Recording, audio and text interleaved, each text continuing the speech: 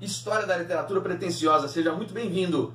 Eu sou Carlos Henrique Carneiro e vamos falar agora sobre este livro, Feliz Ano Velho, Marcelo Rubens Paiva, uma das figuras importantes do final do século XX, por conta do seu apelo juvenil para a época, uma linguagem descolada, apesar de que o conteúdo é bem triste, bem trágico, dentro de um contexto social e político que o Brasil vivia entre as décadas de 1960 até 80. O livro sai em 1982 e a história é a própria do próprio autor. Então temos aqui uma espécie de biografia misturado com relato pessoal, quase nada de ficção, a não ser algumas pontuações de letras de música, mas é um livro histórico, esse de Rubens Paiva. É uma narrativa histórica, relato pessoal, mistura biografia, dados biográficos também.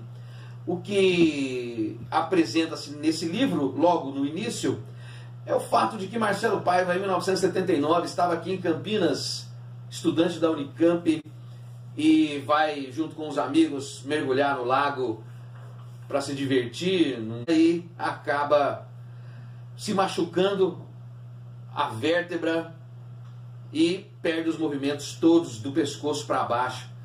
E Marcelo Rubens Paiva então vai ser transferido para um hospital, depois vai a São Paulo, vai receber visita da mãe, de amigos, enfim, e logo em seguida começar a relatar o seu dia a dia como se fosse um diário, o dia a dia de sua vida nova dentro de uma situação absolutamente desconfortável, com os detalhes aí do seu, desde a UTI até chegar em casa sem poder mais se mexer, enfim.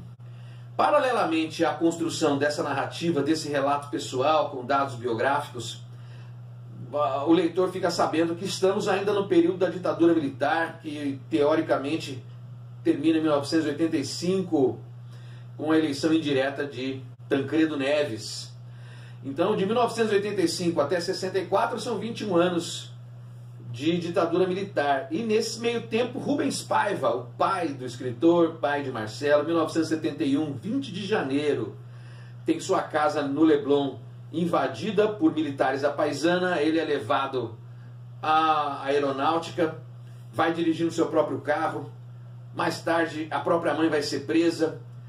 Rubens Paiva, criança, vai para uma região de Petrópolis, vai receber mensagens da própria família.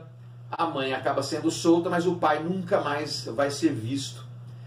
Repórteres do Jornal do Brasil vão fazer um trabalho a respeito da busca do corpo de Rubens Paiva, quem matou Rubens Paiva. A rotina da infância de Marcelo Paiva, narrada aqui, envolve ir à praia no domingo, encontrar figuras do dia a dia da política com a qual o pai se envolvia, Zé Aparecido, o próprio Chico Buarque também circulava no meio da vida de Marcelo Paiva. Vai fazer questão de deixar claro no seu livro, já nos anos 1980, que vai fazer campanha pelo Partido dos Trabalhadores, a única legenda que de verdade fazia referência à ditadura militar como criminosa, buscando então, com poucos recursos midiáticos, levantar essa questão, manter viva essa questão da morte de Herzog, relembrar Victor Jara, o próprio Che Guevara, Rubens Paiva,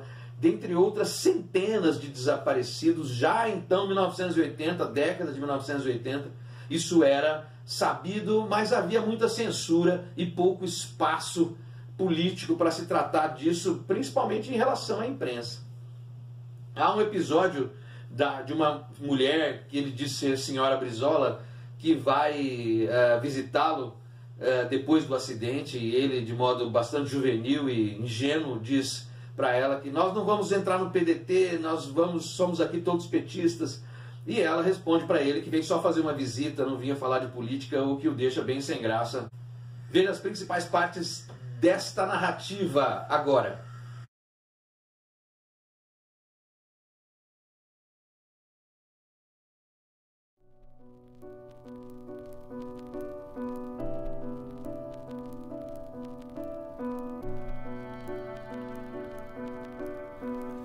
Década de 1980, ditadura militar.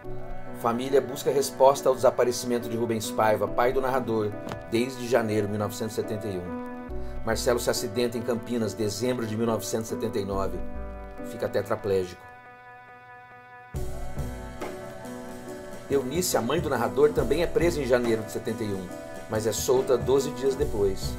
Somente em 2014, a Comissão da Verdade revela o mandante do assassinato de Paiva e o destino do corpo. Trata-se de um crime de Estado. Temas importantes da narrativa Feliz Ano Velho. Casos amorosos com Nana, Marcinha e outras garotas. As revelações sobre sua vaidade, o estado do seu corpo atual, pós-acidente, as relações com as mulheres, a dificuldade com a falta de movimento, fisioterapia, relações com a política, leitura do livro do Fernando Gabeira, conversa com Eduardo Suplicy, o nascimento do Partido dos Trabalhadores e os problemas com a mobilidade reduzida pela cidade para um cadeirante.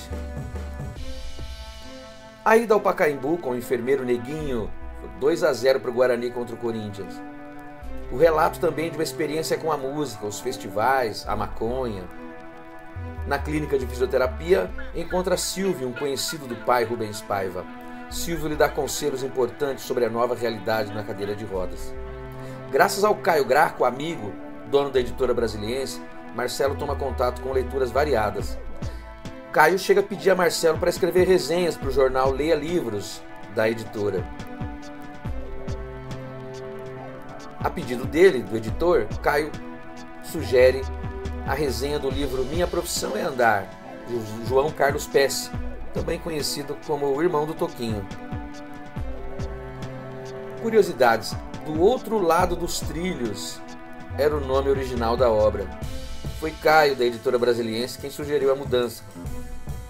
Segundo Paiva, algumas passagens do livro são mesmo ficção, coisa de que não se deu conta, diz ele, no momento da escrita, só depois. Interessante, contudo, é a edição comemorativa dos 15 anos da primeira publicação, lá em 97, que traz fotos de personagens do livro. Gente bem real. Marcelo ou Caio Fernando Abreu? Durante um tempo, frente ao sucesso do livro e da experiência zero de escrita profissional anterior, correu a lenda de que o autor de Feliz Ano Velho seria Caio Fernando Abreu, o mesmo de Morangos Mofados e outros. Em depoimento lá no século XX ainda, Marcelo fez questão de dizer que Caio Fernando apenas sugeriu à editora que mantivesse a linguagem original de Marcelo, sem alterações para a norma padrão.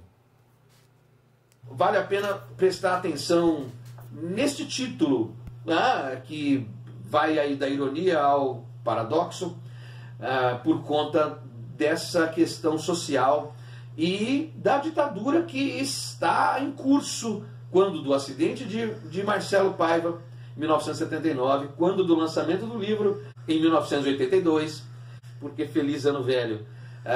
Há um recomeço necessário a partir desse episódio que é o da tetraplegia.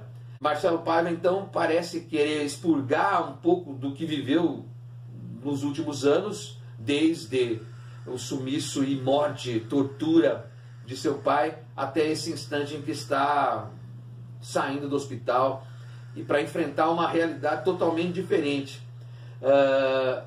Feliz Ano Velho faz referência, sim, ao dia a dia, ao cotidiano dos tempos da ditadura militar e dessa necessidade de manter viva a memória daqueles que resistiram à ditadura, que foram torturados, que foram para o exílio, alguns enviados forçosamente, como Caetano e Gil, outros que foram por conta própria, enfim, até que vamos ter um caldo histórico muito importante nessa década de 1980, mostrada aqui em Feliz Ano Velho.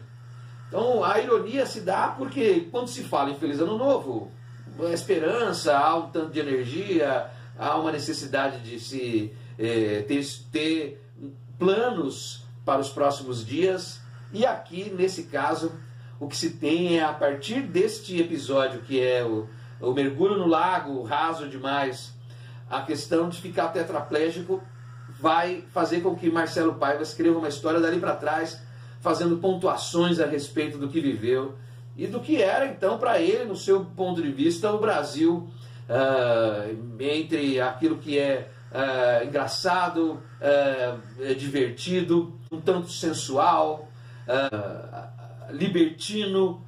Isso vai fazer de Feliz Ano Velho uma obra bem importante para a leitura de quem quer conhecer um tanto que foi o final do século XX. Muito bem, não deixe de se inscrever, curtir nosso canal. É isso, boa leitura, até mais.